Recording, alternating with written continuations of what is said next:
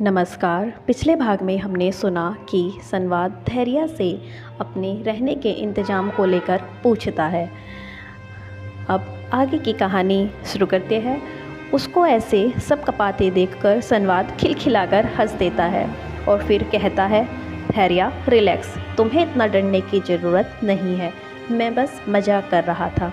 उसको ऐसे हंसते देखकर धैर्य भी मुस्कुरा देती है और फिर कहती है, सर अब तो बता दीजिए, आपको कोई प्रॉब्लम है क्या? उसकी इस बात को सुनकर संवाद क्यूट सा फेस बनाते हुए अपना सर हाँ में हिला देता है, जिसे देखकर धैर्य भी उसके जैसा ही फेस बनाकर इशारे में कहती है, जिसे देखकर संवाद कहता है, वो क्या है ना, मुझे होटल में बहुत ही अनकंफर्टेबल फील होता है, इसलिए मैं कभी नहीं रहना चाहता हूँ होटल में, लेकिन आज लगता है मुझे रात होटल में ही गुजारनी होगी। उसकी इस बात को सुनकर धैर्य सीरियस सा फेस बनाती हुई कहती है, सर अगर आप बुरा ना माने तो मैं एक बात कहूँ। उसकी इस बात को सुनकर संवाद हाँ में सर हिला देता है। तो धैर्य कहती है, अगर आप बुरा ना मानो तो आज आप मेरे घर चलकर रह सकते हैं, वहाँ मैं और मेरी माँ ही रहते हैं और यकीन कीजिए वहाँ आपको बिल्कुल भी अनकंफर्टेबल फील नहीं होगा। उसकी इस बात को सुनकर संवाद उसकी तरफ देखने लगता है। उसको ऐसे खुद की तरफ देखते देखकर धैर्य जल्दी से कहती है, अगर आप आना चाहे तो ही, वरना कोई बात नहीं सर। उसकी इस बात को सुनकर संवाद कहता है, ठीक है, आज मैं तुम्हारे यहाँ चलूँगा, लेकिन अपनी माँ से पूछ लो, कहीं उन्हें मेरे आने से कोई प्रॉब्लम तो नहीं। उसकी इस बात को सुनकर धैर्य मुस्कुराती हुई कहती है, माँ को कोई प्रॉब्लम नहीं होगी, आप फिक्र मत कीजिए। उसकी इस बात को सुनकर संवाद मुस्कुरा देता है और कहता है, अभी हमें घर जाने में टाइम है, तो तब तक मुझे कुछ और काम भी निपटाने हैं, तो मैं वो कर लेता हूँ। कहते हुए वो वापस से लैपटॉप की तरफ मुड़ता ही है कि उसका फ़ोन रिंग करता है। जैसे ही वो फ़ोन की तरफ देखता है तो पापा का नाम फ्लैश हो रहा था। ये देखकर वो जल्दी से फ़ोन पिक करता है और कहता है, जी पापा। उसके कहते ही सामने से आवाज़ आती है, तुम अच्छे से पहुंच तो गए हो ना? उनकी इस बात को सुनकर संवाद कहता है, जी पापा, मैं पहुंच गया हूं, यहाँ सब अच्छे से हो गया है।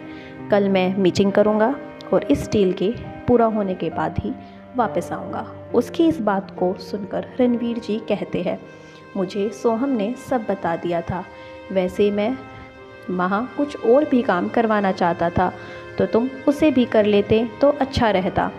उनकी इस बात को सुनकर संवाद कहता है, कैसा काम पापा?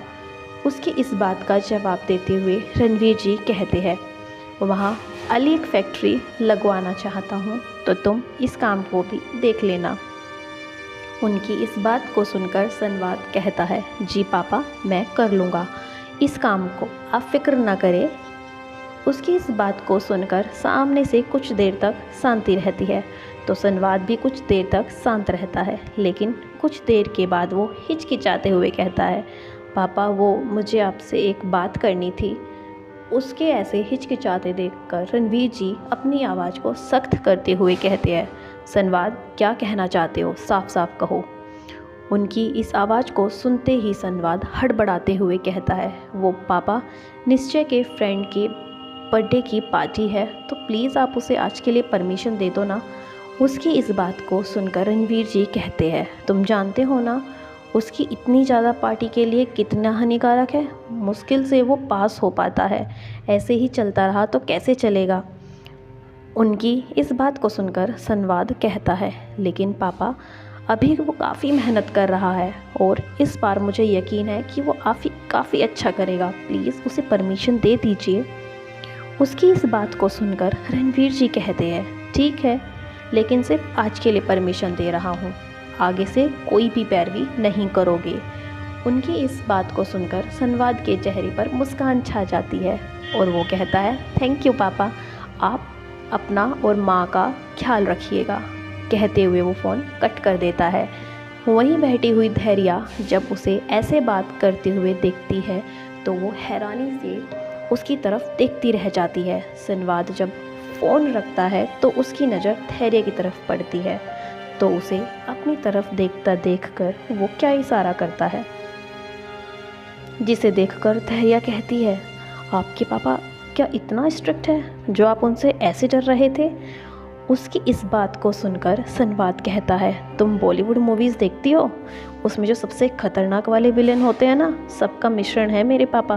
क्यों, तुम्हारे पापा तुम्हें नहीं डांटते हैं क्या? उसकी इस बात को सुनकर धैर्य शांति से कहती है, मेरे पापा नहीं हैं। उसकी इस बात को सुनकर संवाद को काफ़ी सारी सॉरी वाली फीलिंग आती है, जिसे वो जल्दी से कहता है, सॉरी, मुझे नहीं पता था, कब हुआ ये सब? उसकी इस बात को सुनकर धैर्य कहती है, मैं उन्हें कभी ही नहीं देखा है, माँ भी कभी उनके बारे में बात ही नहीं करती है, और जब भी कई मैं उनसे क्वेश्चंस पूछती हूँ तो वो मुझसे गुस्सा हो जाती है, इसलिए मैंने पूछना ही बंद कर दिया है। इसलिए मुझे कभी पता ही नहीं चला कि पापा होते कैसे हैं। उसकी इस बात को सुनकर संवाद समझ सकता था कि कैसा फील होता है जब कोई ख़ास आपका अपने पास नहीं होता है। तो आगे की कहानी में देखते हैं कि क्या संवाद को धैर्य के घर रहने के लिए जाता है या नहीं। आगे की कहानी सुनने के लिए हमारे साथ बने रहिए। धन्यवाद।